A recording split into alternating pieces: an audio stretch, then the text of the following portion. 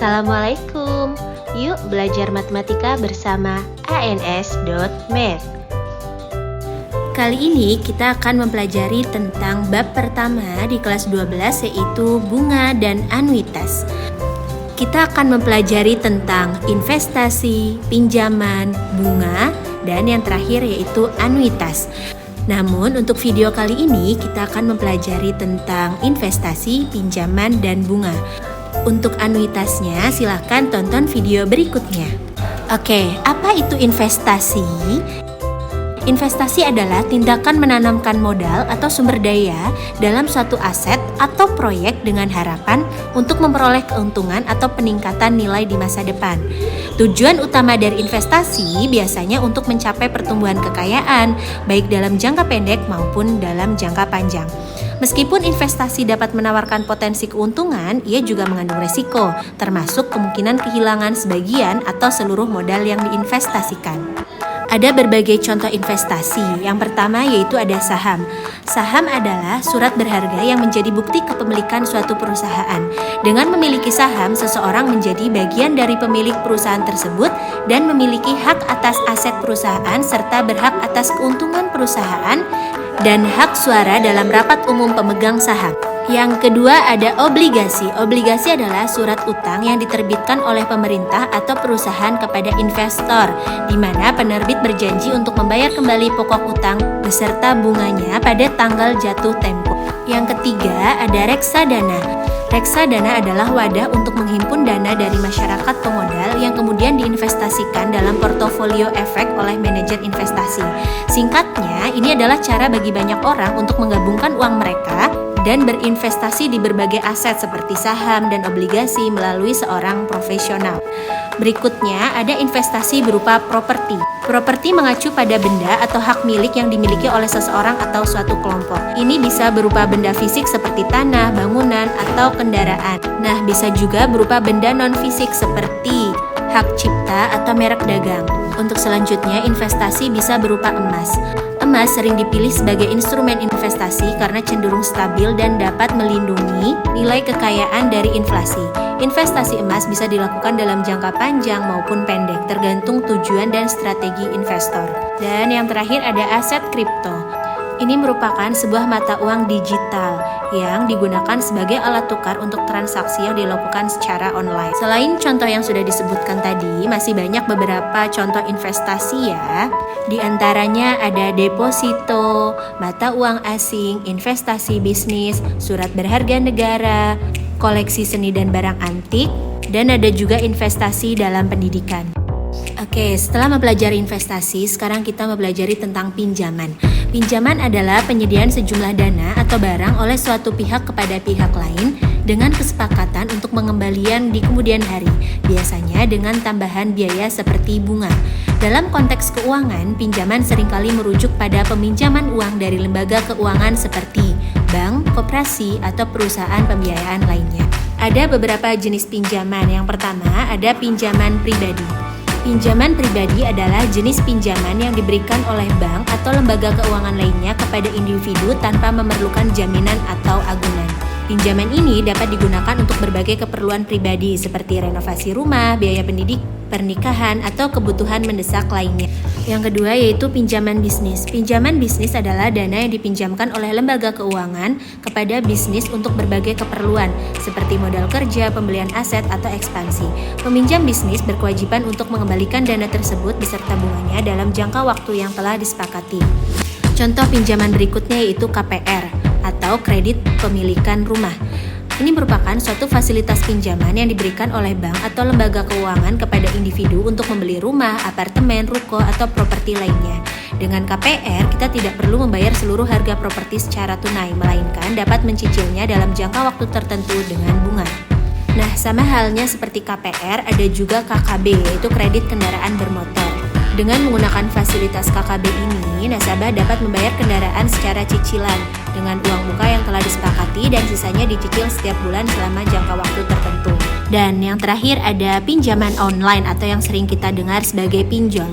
Pinjol ini adalah layanan keuangan yang memungkinkan peminjam mendapatkan dana secara daring melalui aplikasi atau situs web tanpa perlu datang langsung ke bank atau lembaga keuangan tradisional. Nah, kenapa sih akhir-akhir ini banyak orang terjerat pinjaman online?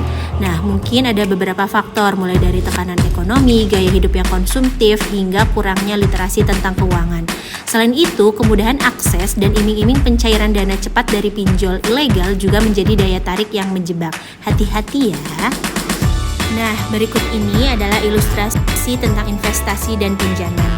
Biasanya pemilik modal akan memberikan modal pokok kepada penerima manfaat. Dan nantinya pemilik modal akan menerima kembali modal pokoknya ditambah dengan bunga yang telah disepakati di awal. Ketika kita melakukan investasi atau pinjaman, maka ada kesepakatan di awal tentang besar modal, jenis bunga, periode, angsuran, dan anuitasnya. Nah, kita seringkali mendengar istilah bunga dalam kasus investasi dan pinjaman. Apa itu bunga? Bunga merupakan sejumlah uang yang dibayarkan sebagai imbalan dari jasa penggunaan suatu modal atau pinjaman yang dibayarkan dalam periode tertentu berdasarkan kesepakatan pihak-pihak yang terkait. Bunga terbagi menjadi dua jenis. Yang pertama ada bunga tunggal atau bunga flat. Adalah sistem perhitungan suku bunga yang besarnya mengacu pada modal pokok sehingga nilainya tetap atau tidak berubah. Yang kedua ada bunga majemuk atau bunga efektif, yaitu sistem perhitungan suku bunga yang mengacu pada sisa modal di periode sebelumnya sehingga nilainya tidak tetap. Nah, kita perhatikan contoh berikut ini ya tentang penerapan bunga tunggal dan bunga majemuk. Oke, misalnya kita akan berinvestasi dengan modal di awal sebesar 10 juta rupiah dalam jangka waktu 3 tahun dan bunganya 5% per tahun. Untuk perhitungan dengan bunga tunggal, maka pada periode pertama bunganya yaitu 5% dari modal awal, berarti 5% dari 10 juta. Maka nominal bunga yang didapat yaitu sebesar 500.000. Sehingga nilai modal akhir kita pada periode pertama sebesar 10.500.000. Untuk periode kedua, bunganya juga 5% dari 10 juta. Maka kita akan kembali mendapatkan bunga sebesar 500.000 dan modal akhir yang kita dapatkan pada periode kedua sebesar 11 juta. Nah, 11 juta ini berasal dari modal awal 10 juta ditambah bunga pada periode pertama dan periode kedua. Kemudian pada periode ketiga bunganya juga 5% dari 10 juta. Sehingga pada periode ketiga pun kita akan mendapatkan bunga sebesar 500.000. Jadi selama jangka waktu 3 tahun kita mendapatkan nominal bunga yang sama setiap tahunnya, yaitu sebesar Rp500.000, sehingga di akhir kita akan mendapatkan modal pokok kita sebesar 10 juta ditambah dengan bunga selama 3 tahun yaitu 1.500.000, sehingga kita mendapatkan total modal akhir yaitu Rp11.500.000. Nah, jika sistem perhitungan bunganya menggunakan sistem bunga majemuk, maka perhitungannya seperti ini. Pada periode pertama, kita akan mendapatkan bunga 5% dari 10 juta, yaitu 500.000. Sehingga modal akhir kita pada periode pertama sebesar Rp10.500.000. Kemudian pada periode kedua, kita akan mendapatkan bunga 5% dari modal pokok kita ditambah dengan bunga pada periode pertama. Jadi kita mendapatkan bunga sebesar 5% dari Rp10.500.000 atau sebesar Rp525.000. Sehingga modal akhir kita yaitu 10 juta ditambah Rp500.000 ditambah Rp525.000 yaitu Rp11.025.000.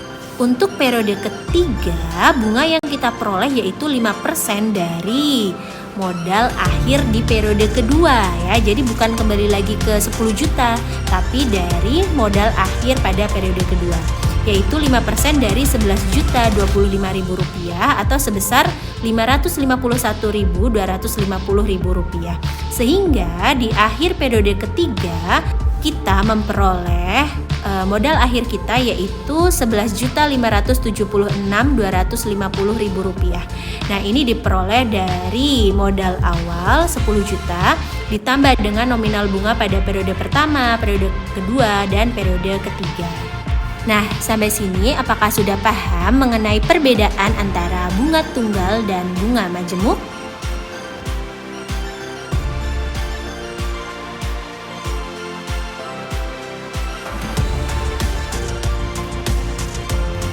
Dalam Al-Quran tidak ada ayat yang secara eksplisit menyebut tentang bunga ataupun anuitas karena kedua istilah tersebut adalah konsep matematika keuangan modern. Namun Islam secara jelas melarang segala bentuk riba atau bunga atau tambahan. Hal ini dijelaskan dalam Al-Quran surat Al-Baqarah ayat 275 yang artinya Allah menghalalkan jual beli dan mengharamkan riba.